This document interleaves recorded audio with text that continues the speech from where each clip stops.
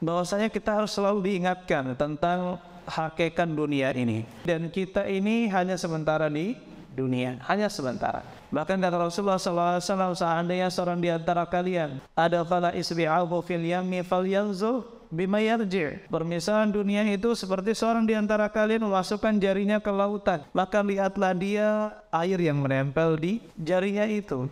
Itu adalah dunia, sedangkan lautan itu adalah akhirat Allah Subhanahu wa ta'ala. Kita harus ingatkan ini terus, sehingga kita tidak salah orientasi dan tujuan. Wa mal hayatud dunya illa mata'ul ghurur. Tidaklah kehidupan dunia itu kecuali hanya perhiasan yang menipu atau barang-barang yang menipu. Kita ingatkan tentang dunia ini. Begitu pula kita ingatkan juga kekayaan yang hakiki.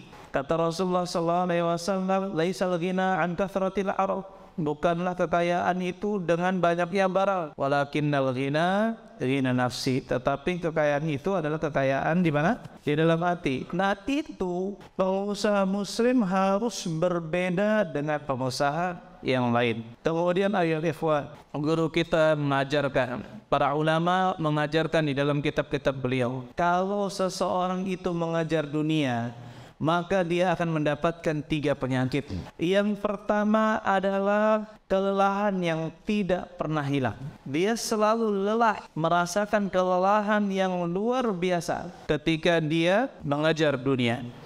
Kemudian yang kedua, kebimbangan dan kekhawatiran yang terus menerus, tidak pernah putus, bimbang terus. Rasa khawatir, rasa bimbang itu selalu menimpa hatinya, sampai hatinya bisa, ini jantung, ini dada, kok dua-duanya berdetak katanya. Rasanya dua-duanya berdetak. Ini jantung berdetak, iya. Satunya lagi kok di sini kok selalu was-was, khawatir melihat orang. Gitu ya, contohnya misalkan ada orang yang datang, saya kira debt collector katanya.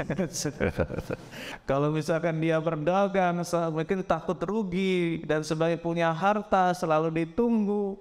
Ini kekhawatiran, kebimbangan yang berlebih. Kemudian yang tidak kalah parahnya yaitu kekecewaan yang berulang kali dirasakan, selalu kecewaan. Dan kalau kita merasakan kekecewaan, bagaimana hati kita? Gundah, sedih. Kenapa? Karena tidak sesuai dengan apa yang kita harapkan. Begitu pula masalah panjang angan-angan, perlu kita ingatkan. Masalah panjang angan-angan, Ibnu Hajar al-Asqalani di dalam kitab beliau Fathul Bari mengatakan, wa yatawalladu min tulil amali. Panjang angan-angan itu melahirkan yang pertama al-kasalu anit ta'at, malas untuk taat. Kalau kita punya angan-angan dunia yang panjang, kita akan malas untuk taat. Wa taswif bit taubah, menunda-nunda taubat. Kalau kita panjang angan-angan kita terhadap dunia, nantilah nantilah kita bertaubat. Yang ketiga, warghbah fid dunya, selalu mengejar dunia. Kalau kita panjang angan-angan terhadap urusan dunia, maka kita akan semangat mengejar dunia.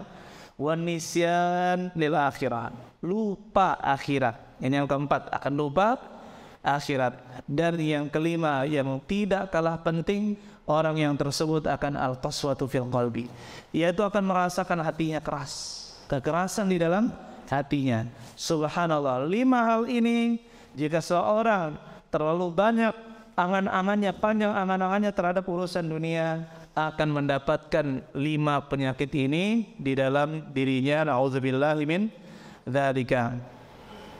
Pengusaha muslim, ayo ikhwan, tentu berbeda. Yang namanya pengusaha muslim, orientasinya itu kebahagiaan dunia dan akhirat. Apakah cukup? Tidak. Pengusaha muslim itu selain memikirkan dirinya, bagaimana orang lain juga bahagia dunia dan akhirat. Ini titik bagaimana kita melangkah sebagai pengusaha muslim, dan ini yang diinginkan oleh para asatidzah, para pembina KPMI, agar apa? Selain kita hidup bahagia dunia, di akhirat juga kita bahagia. Begitu pula yang lain. Kemudian ayyuhal ikhwan rahimani wa rahimakumullah, jadi titik bagaimana kita juga berusaha membahagiakan orang lain dunianya dan juga akhiratnya. Kemudian kita selalu ingatkan ayat ikhwan. Kata Nabi SAW, "Man kanatid dunya hammahu." Barang siapa yang dunia itu menjadi tekadnya, ya, farraqallahu alaihi amrahu. Allah akan mencerai-beraikan urusannya. Nah, ini yang menjadi dia pusing, kepalang itu di situ. Wa ja'ala al-faqra baina 'ainaihi. Allah jadikan kemiskinan di antara dua matanya. Maksudnya apa? Kemana dia memandang tidak pernah puas. Ada yang lebih dari dirinya. Jadi dia merasa selalu miskin. Wala biyatihi dunya illa ma kutiba lahu. Tidak datang dunia kecuali yang dicatatkan untuknya. Wa man kanatil akhiratu niyatahu. Barang siapa yang akhirat itu menjadi niatnya. Coba ini kita bandingkan yang kedua. Pengusaha muslim, barang siapa yang menjadikan akhirat sebagai niatnya, jama'allahu lahu amrahu. Allah satukan urusannya. Allah satukan urusannya, urusan untuk akhirat. Ya. Wa ja'ala ghinahu fi qalbi. Allah jadikan kekayaannya di dalam hatinya, dan ini adalah kebahagiaan yang luar biasa. Mendapatkan kekayaan di dalam hati. Wa atatuhu dunya wa hiya raghimah.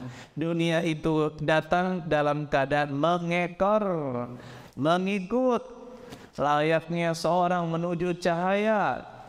Seorang menuju cahaya, semakin dia menuju cahaya, bayangannya akan ikut atau akan pergi? Akan ikut. Semakin kecil atau semakin besar bayangannya? Akan semakin besar. Keberkahan dari harta. Begitu pula man ja'ala hammahu hamman wahidan. Barang siapa yang menjadikan tekadnya itu satu tekad, hammal ma'ad, yaitu hammal ma'ad, menuju negeri kembali. Ya, kafalullahu hamma dunya. Allah akan cukupkan keinginan dunianya. Oleh karena itu, pengusaha muslim harus berbeda dengan pengusaha yang lain.